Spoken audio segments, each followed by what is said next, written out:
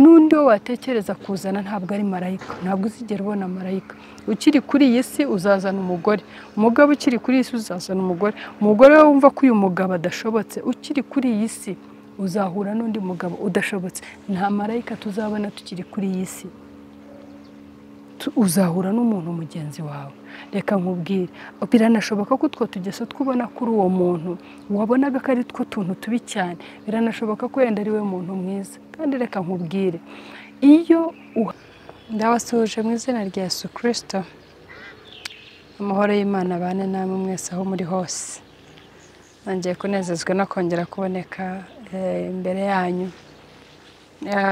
Uyu n'undi munsi Imana yatugeneye kugira ngo tunezererwemo ibyumva hiri mu ijuru ko tuyishimye, habwa icyubahiro. Umunsi rero navuze ngo nze twongere tuganire. Ndabashimira mwese abakunzi ba Team TV, ndabashimira inkunga mudutera, inkunga y'amasengesho, inkunga y'amafaranga, inkunga y'amagambo meza, inkunga y'uburyo bwose bwa butanga bwo yo wabutanga. Imana yo mu ijuru iguhe umugisha. Maze kubona ko hari benshi cyane bafashwa n'ibi biganiro. Uyu munsi rero nabwo nabahitiyemo ikindi kiganiro kivuga kiti, ese niba ubuze ubumuntu, niba ubuze ubukristo muri wowe, basi nta n'ubumuntu. Uyu munsi ndagira ngo tuganire, babwira ngo kugira ngo tuganire, icya mbere cyo tuba dukwiye gukora no kubanza gushima Imana twebwe yaduhaye ubukristo, yaduhaye Kristo akadupfira, akaduha n'ubwenge bumwakira. Kuko hari ukuba Kristo yaradupfiriye twese, ariko ugasanga ntabwo ariko twese twamwakiriye, ntabwo ariko twese twamwakiriye, kuko umufite muri we nyawe yaramwakiriye, ntabwo aba ari umuntu usanzwe, ntabwo abura ubwenge, ntabwo abura kuba ari umuntu udasanzwe. Umuntu ufite Kristo muri we ubona ari umuntu udasanzwe. Ufite Kristo muri wowe aguha ubwenge, aguhindurira umurongo, akaguhindurira imvugo, akaguhindurira ibitekerezo.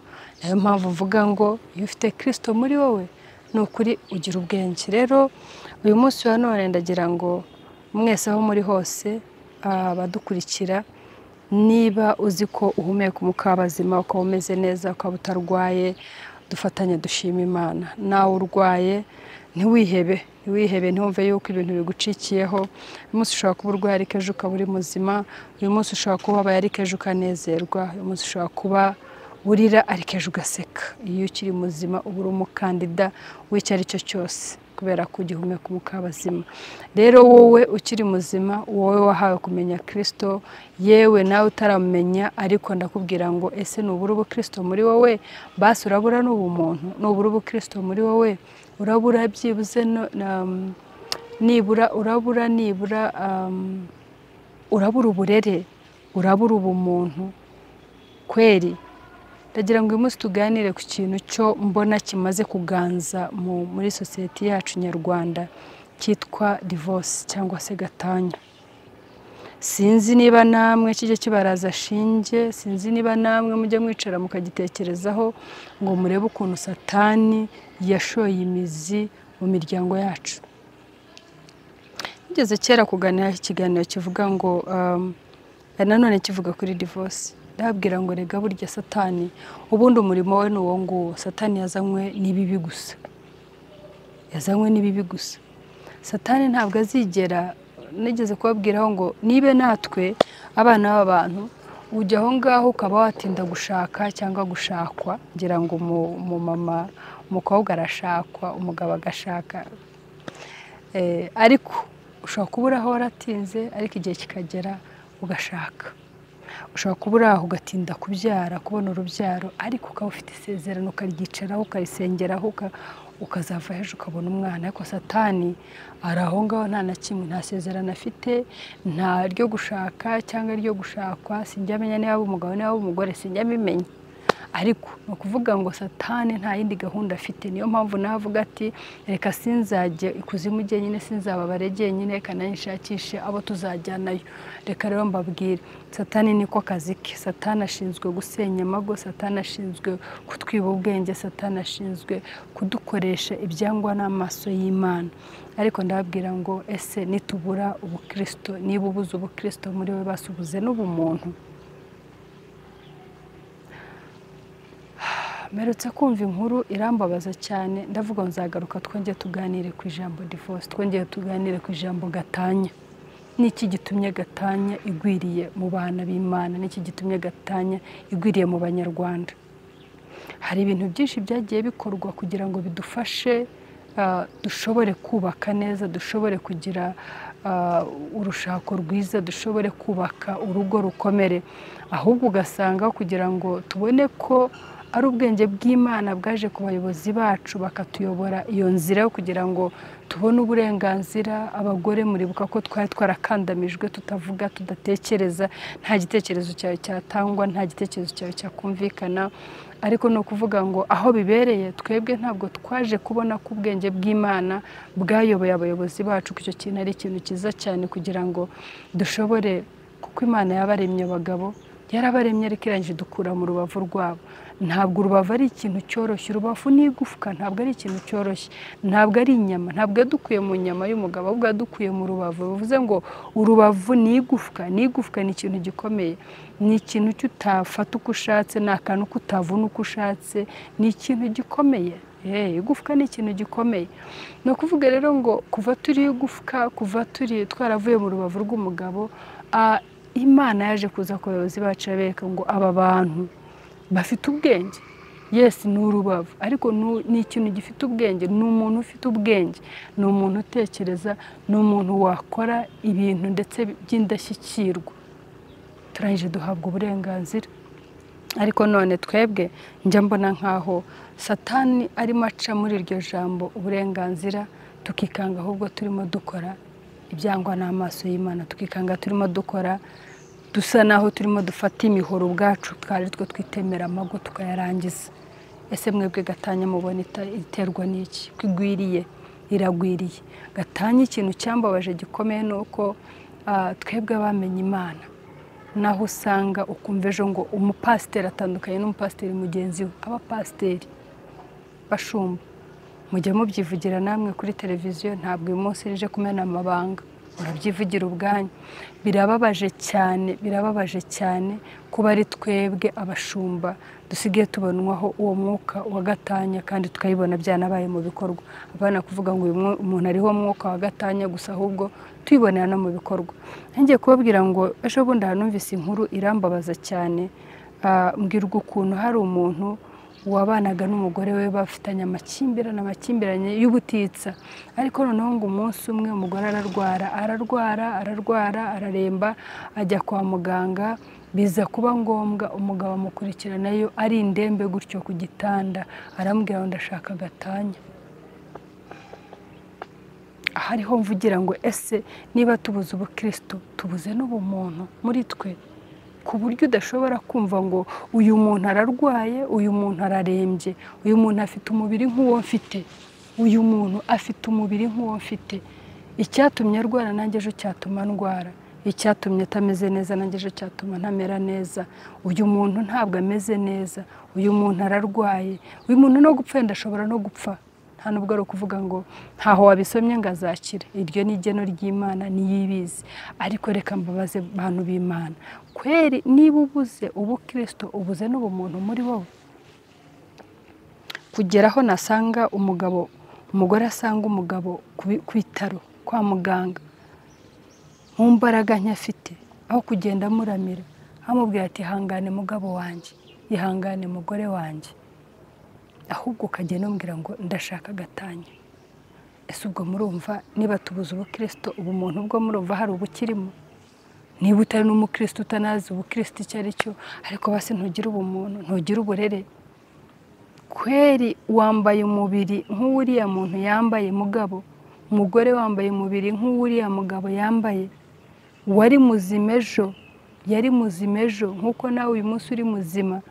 umubiri ugira utyo uramuhinduka nk'uko abanyarwanda bavuga ngo umubiri ubyara udahatse, ariko urarenga wirengagiza ko umubiri ubyara udahatse, ahubwo uramuhangara hariya hari mu kababaro, aho wakabaye avuga ati yo uyu muntu naramuhemukiye, reka tunavuge ko rero guhemukiye, aho yakavuze ati uyu muntu naramuhemukiye ariko anyituye neza, uzi ko yansanze ndi kwa muganga narembye akanyegura akampa icyo kunywa akagira atya Uwiteka Mwami Imana we umuha umugisha.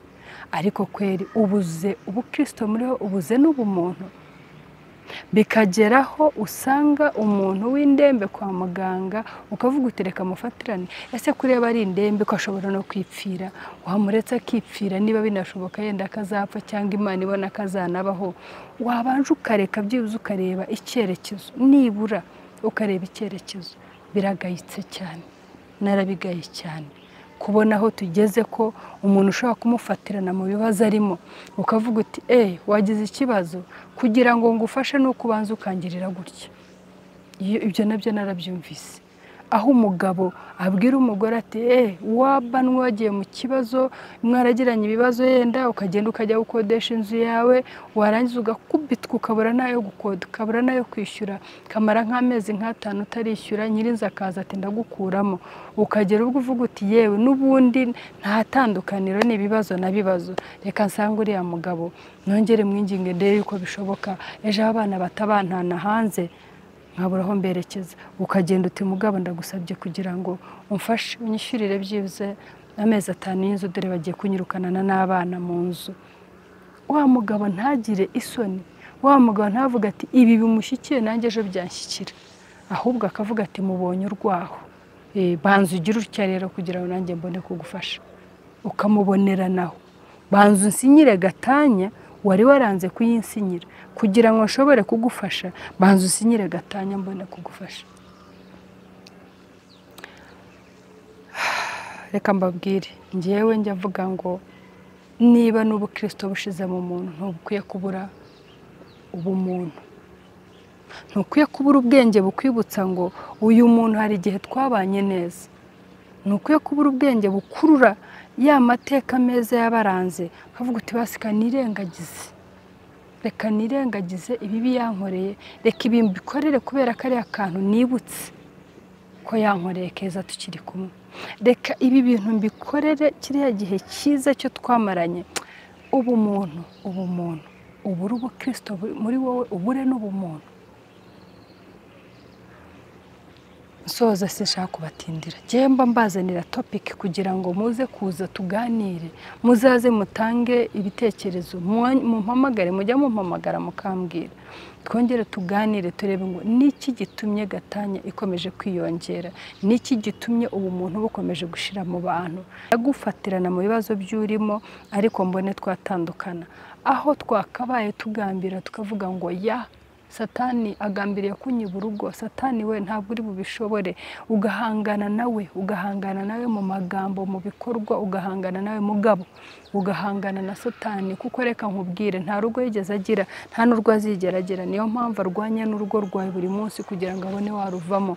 Azanezezwa no kubona wavuye mu rugo wa mugore, azanezezwa no kubona wa mugabo we washenye, nicyo Satani nicyo agambira amanywa n'ijoro, nta kindi. Azanezerwa abana banyu babaye bamayibo, batakigira umuco, batakigira kirazira muri bo, azanezezwa nuko abonye icyo yagambiriye kuri urwo rugo rwawe kigerwaho. Reka nkubwire, haranira cyane kutaba ari wowe witemera urugo ngo ururangize, haranira cyane gusobanukirwa yuko utwo tuntu twahaga agaciro uvuga ngo oya ibi bya nkoreye nibi ngibi nabiriya nibyo bitumye ngiye. Reka nkubwire, nundi wo watekereza kuzana ntabwo ari marayika, ntabwo uzigera ubona marayika. Ukiri kuri iyi si uzazana umugore, umugabo ukiri kuri iyi si uzazana umugore, umugore we wumva ko uyu mugabo adashobotse, ukiri kuri iyi si uzahura n'undi mugabo udashobotse. Nta marayika tuzabona tukiri kuri iyi si, uzahura n'umuntu mugenzi wawe. Reka nkubwire, biranashoboka ko utwo tugeso twubona kuri uwo muntu wabonaga ko ari two tuntu tubi cyane, biranashoboka ko yenda ari we muntu mwiza. Kandi reka nkubwire, iyo uharaniye cyane kubaka urugo rwawe ukabigambira ukavuga uti satani wenda hangana nawe kama mbaye Uwiteka aramanuka akakubakira rugakomera. Ntabwo ajya buri uko abigenza. Ahari ubu navuga ukavuga utoya tuye ko bitarakubona niyo mpamvu ivugisha ibyo. Oya, hari abo maze kubona byahiriye byakoreye akavuga ati oya jewe ndiyemeje urugo rwanjye nta gusenyuka kirazira. Umugabo wiyemeje hari abonzi byahiriye, umugore wiyemeje hari abonzi. Hari abonzi banabigerageje ariko kubera ko yabiharaniraga cyane biza kubaho rwose baratandukana nyuma y'imyaka 15 niba ntibeshye. Barongera barahura barasezerana barabana. Barongera basubiramo indahiro. Reka rero mbabwire, nubura ubukristo muri wowe nyamuneka ntuzabura umuntu. Menya ngo uriya muntu n'umuntu nkawe, menya ngo yambaye umubiri nk'uwo yambaye. Cya kintu cyatumaga umufatirana, menya ngo icyamubayeho nawe ejo cyakubaho. Cya kintu cyatumaga uvuga uti mubonye urwaho, niki gitumye uharanira divorce? Keza kari muri divorce nakaye? Nta karimo ndakurahiye. Nta karimo. Nukuzabyara abana batandukanije ba nyina bikabyara amahari. Nukuzabyara abana batandukanije base bikabyara amahari. Nukuzagira ukuzajya ubaho ukomparingo wabanye nawe mbere n'ubanye nawe ubu ngubu. Reka mbabwira kenshi abo maze kubona hari benshi cyane bo bidahira. Niba byaraguhiriye wowe Imana ishimwe, ariko reka mbabwire gatanya ni ikintu kibi cyane. Duharanire cyane kurwanya gatanya. Nibinakugeraho uvuga uti ntako ntagize, ariko gatanya ni ikintu kibi cyane. Biragatsindwa n'Imana rero kubona umugore watandukanye agatandukana n'uwa kabiri agatandukana n'uwa gatatu agatandukana. Mana yanjye bitera ubwoba kubona umugabo watandukanye n'uwa mbere n'uwa kabiri n'uwa gatatu n'uwa kane. Reka nkubwire mugabo we, niba ari umugabo isuzume uvuga uti ariko mu by'ukuri koko niko bikwiriye. Niba uri umugore isuzume uvuga uti ariko koko bino biro niko bikwiriye. Iki ni ikiganiro mbagejejeho mbasaba kugira ngo muduhe ibitekerezo. Mwebwe mubona gatanya iterwa n'iki? Se mubona yagabanwa n'iki? Mubona yakurwaho n'iki? Mubona ari ibiki birimo biteza gatanya? Ni uburenganzira twahawe bureshya? Ni imitungo? Ni ukubura ubumuntu? Ni ukubura ubukristo? Ibyo bintu uko ari bingahe mbibabwiye, mugene mushakira igisubizo. Turebe dukomeze tuganira hari yenda ibiganiro byacu byazatuma gatanya igabanuka. Ntabwo bikwiriye cyane cyane munyemere mvuge ngo cyane nk'umukristo. Birababaje cyane kubona abashumba batandukana. Birababaje kubona abakristo bamaze imyaka mu bukristo batandukana. Birababaje kubona umunyarwanda n'umunyarwandakazi bubatse umuryango nyarwanda batandukana. Kuko ibyo byose aho bibabariza birenze nuko biza bikagira ingaruka ku bana. Kandi b'abana nibo Rwanda rw'ejo, niwe perezida w'ejo, niwe minisitiri w'ejo, niwe w'ejo hazaza. Rero kugira ngo dusigasire ejo hazaza h'umwana wacu nuko dukwiye kwirinda gatanya. Yego hari byinshi byakwica ejo h'umwana, ariko gatanya mbonye ifashe intera ndende cyane mu kwangiza ejo hazaza h'abana. Imana yo mu ijuru ibahe umugisha. Ndizera yuko mwumvise kandi ndizera ko hari uw'Imana iganiriye nawe. Ndabasaba feedback kugira ngo tuzamenye uko twitwara muri ubu buryo bwo turimo tubona gatanya yabaye gatanya mu Banyarwanda. Imana yo mu ijuru ibahe umugisha. Data mu izina rya Yesu Kristo tuguhaye icyubahiro. Iyo tuganira hano tuzi neza ko atezwe tuba tuganira, ahubwo wowe muri twebwe ari wowe ubuganiriza ubwoko bwawe. Kandi tuzi neza yuko nta jambo rijya rimanukira ubusa. Byanga bikunda ubu hari uwo uzi neza yuko ari bwumva ikiganiro akisuzuma akareba ngo ese ubundi ni iki kimbujije ubumuntu gitumye njya gusinyishiriza mugenzi wanjye kwa muganga arwaye? Ni iki kimbujije ubukristo nkabura n'ubumuntu gitumye mufatirana yuko yabuze iki nkamusaba iki kugira ngo nshobore kugera ku kintu kibi aricyo gatanya, kandi bizarangira ingaruka nanjye zikangeraho, zikagera kuri yo, zikagera ku bana, zikagera kuri sosiyete nyarwanda, zikagera kure cyane. Ndakwinjize Uwiteka Mwami Imana ngo iki kiganiro wa wundi wagambiriye uri Imana itagira uko ibigenza, uca inzira kimugereho maze kigende kimugirira umumaro. Gatanya nta mumaro wayo. Tuzi neza ko Satani yazanywe no kwica no kurimbura, nicyo cyonyine cyamuzanye. Rero yazanywe no kwiba ishako z'abana bawe, yazanywe no kwiba ubwenge kugira ngo babone yuko hari ibyo bahaye agaciro cyane kurenza ibindi, aribyo biza bikavamo gutandukana. Ariko mu izina rya Yesu Kristo urashoboye, ushoboye kuba wabihindura, ushoboye kuba wasanga uriya mugore wari ugiye gutandukana ukamuhindurira ubwenge mu izina rya Yesu Kristo, akongera akabona impamvu yicara, akongera akabona impamvu yo kubaka, akongera akabona ibyiza, akabipima akabishyira ku munzani bikaza bikaruta ibibi. Urashoboye kuba wahindura umutima w'uriya mugabo wari wagambiriye ugiye gutandukana burundu. Mwami urabishoboye kuba wamuhindura umutima, akongera akabona ko n'uwazashaka atari marayika, akongera akabona yuko nta na kimwe cyazabona mu wagiye gushaka mushya kiruta icyo yabonye muri uyu. Rega ujye ugira uko ubigenza, ujye ugira uko uganira n'ubwoko bwawe, ujye ugira uko uvuga. Ijwi ryawe Mana rijya ryumvikana kurenza iry'umwana w'umuntu. Ganira n'uyu muntu wari ugiye gutandukana, ganira n'uyu nguyu wari ugambiriye byarangiye, ganira n'uyu mwami ubona ko yatyaje neza umuhoro ku ityazo agiye kwitemera urugo ngo arurangize. Maze uhindure imitekerereze, uhindure amateka, bizabe rimwe bashima izina ryawe yuko ari wowe wabikoze. Shyirwa hejuru kubikoreye kwiyubahisha mu izina rya Yesu Kristo umwami wacu. Amen.